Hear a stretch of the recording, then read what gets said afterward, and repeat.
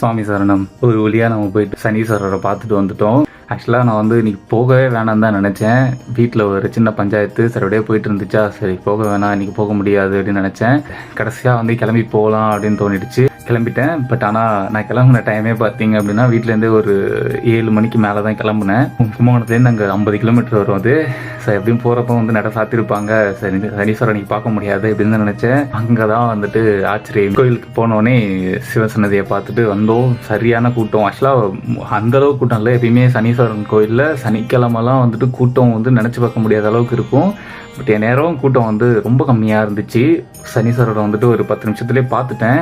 But இருந்தாலும் எனக்கு வந்து ஒரு சாட்டிஸ்ஃபேக்ஷனே இல்லை. சரி அப்படின்னு சொல்லிட்டு அம்மன் சன்னதியை பார்த்துட்டு, ஏன்னா அம்மன் சன்னதிக்கு முன்னாடி தான் சனீஸ்வரன் சன்னதி இருக்கும். ஸோ பார்த்து கோயிலை வந்து வழக்கம் போல் சுற்றி வந்தேன். 3 சுற்றி வந்ததுக்கப்புறம் பார்த்தேன் ஒருத்தர் கூட இல்லை. சனிக்கிழமையில சனீஸ்வரன் சன்னதி வந்துட்டு லிட்ரலாக யாருமே இல்லை. நானும் சனீஸ்வரன் மட்டும்தான் இருந்தோம்.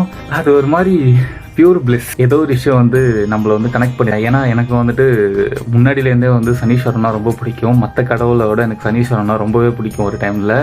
அதுக்கப்புறம் ஆனால் இது வரைக்கும் நான் திருநள்ளாறு வந்துட்டு ஒரு டைம் போயிருக்கேன். பட் ஆனால் எனக்கு சனீஸ்வரன் சன்னதியை பார்த்த ஞாபகம் கூட இல்லை. இன்னைக்கு போயிட்டு நிம்மதியாக லிட்ரலாக யாருமே இல்லாமல் சனீஸ்வரனை வந்து நான் மட்டும் பார்த்தது வந்துட்டு அப்படியே இங்கேயே ஒரு அரை மணி நேரம் மேலே அங்கேயே நின்றுட்டு இருந்தேன் தனியாகவே. அதுக்கப்புறம் நிறைய சாத்துறப்போ சிவன் பார்வதிக்கு அந்த பள்ளி பூஜை முடிகிற வரைக்குமே அங்கே தான் இருந்தோம். அந்த பள்ளி பூஜை நடக்கிறப்போ அவ்வளோ கூட்டம் வந்துச்சு. பட் ஆனால் நானும் சனீஸ்வரனும் இருக்கிறப்போ வந்துட்டு யாருமே இல்லாதது ஒரு மாதிரி வித்தியாசமான ஃபீலாக இருந்துச்சு.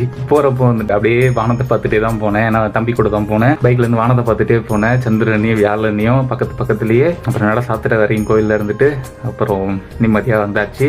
ஒரு மாதிரி மனசுக்கு நிறைவாக இருக்குது. பட் இருந்தாலும் வாழ்க்கை எப்படி போகுதுன்னு தெரில. சனீஸ்வரன் தான் நம்மளை காப்பாற்றணும். நாளைக்கு வேறு கோயிலில் பார்க்கலாம்.